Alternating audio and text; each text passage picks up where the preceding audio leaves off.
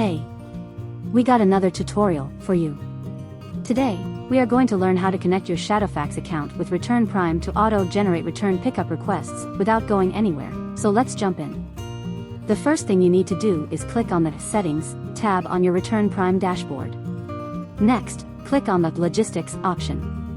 Here, you will see a big list of all logistic partners available to connect.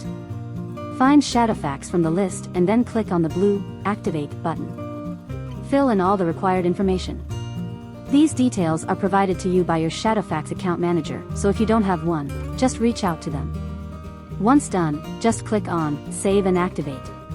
Now when your customer will raise a request, you can approve it using the Shadowfax option available under Logistics Partner, and a tracking number will be generated instantly.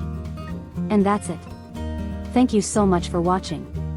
If you have any kind of questions, issues during the process, feel free to drop an email to us at help@returnprime.com or make use of the live chat option available on your Return Prime dashboard, and we promise to ensure everything is up and running for you instantly.